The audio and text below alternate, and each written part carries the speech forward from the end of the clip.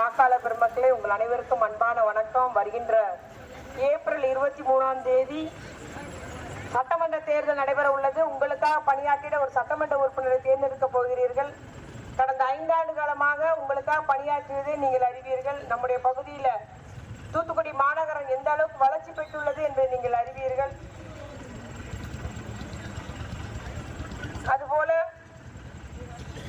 நம்முடைய முதலமைச்சர் அறிவித்த திட்டங்கள் எல்லாம் மகளிர் உரிமை தொகையா இருக்கட்டும், இல்ல நம்முடைய தொகுதி மக்கள் அந்த காப்பீட்டு திட்டத்தில் பயன்பெறுவதற்காக இருக்கட்டும், இல்ல ரேஷன் கார்டே இல்லாதவர்களுக்கு ஆதார் கார்டு இல்லாத, இப்படி நம்முடைய தொகுதி மக்களுக்காக மருத்துவ முகாம்கள், கண் சிகிச்சை முகாம், பல் சிகிச்சை முகாம் என்று அத்துணை முகாம்கள் நடத்தி நம்முடைய தொகுதி மக்கள் பயனடைய செஞ்சிருக்கிறோம்.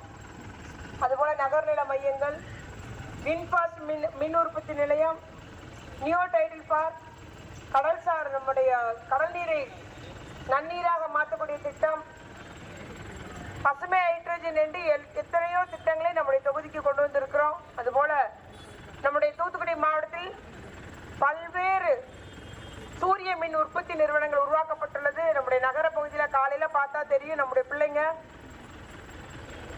வின்பாஸ் நிறுவனத்துக்கும் சரி, கங்கை கொண்டானுக்கு இருந்தாலும் சரி, அந்த அவங்க வேலைக்காக பஸ்ல ஏறி போறது நம்ம பஸ் ஸ்டாண்டு போன்ற முக்கியமான இடங்கள்ல பார்க்கலாம். அந்த அளவுக்கு ஒரு தொழில் வளர்ச்சி ஏற்பட்டிருக்குது, பொருளாதார வளர்ச்சி ஏற்பட்டிருக்குது, தனிநபர் வருமானம் அதிகரிச்சிருக்குது, கல்வியில சிறந்து விளங்குகிறோம், மின்னணு உற்பத்தியில மின்னணு பொருள் ஏற்றுமதியில சிறந்து விளங்குகிறோம், சூரிய மின் உற்பத்தியில 2வது இடமாக இருக்கிறோம், ஜவுளி உற்பத்தியில முதல் இடமா வந்திருக்கிறோம். இப்படி தமிழ்நாடு இன்னைக்கு இந்தியாவில் முதன்மை மாநிலமாக இருக்கிறது. ஆனால் ஒன்றிய பாஜக அரசு நமக்கு நிதி ஒதுக்குதை நிறுத்திட்டாங்க. கல்வி நிதி இன்னும் வரைக்கும் தரல. 100 நாள் வேலை திட்டம் நிதி ஒதுக்கீட குறைச்சாங்க, பின்பு பேர் மாற்றினாங்க, பின்பு பல்வேறு சரத்துக்கள். ஒரு ஒரு தகுதியுள்ள ஒரு நபருக்கு 100 நாள் வேலை அட்டை தமிழ்நாடு அரசால் போட முடியாது, அவங்க தான் போடணும், ஒன்றிய அரசு அப்படின்ற மாதிரி பல்வேறு கட்டுப்பாடுகளை வச்சு அந்த திட்டத்தையே ஓக்கக்கூடிய அளவுக்கு அவர்கள் நடவடிக்கை எடுத்து வருகிறார்கள். ஆகவே இந்த நம்முடைய முதலமைச்சர் சொன்னது போல இந்த தேர்தல் டெல்லி அணியா தமிழ்நாடு அணியா என்பதுதான் இந்த தேர்தல்.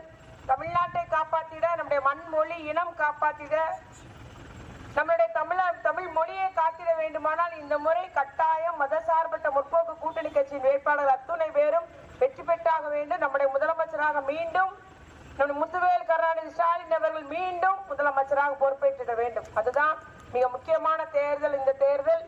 ஆகவே நீங்கள் சிந்தித்து வாக்களியுங்கள். உங்களுக்காக நம்முடைய முதலமைச்சர் எப்படி 5 ஆண்டு காலம் பணியாற்றினாரோ அதுபோல உங்களுக்காக பணி செய்கிறவள் நான் என்பதை நீங்கள் அறிவீர்கள். தொடர்ந்து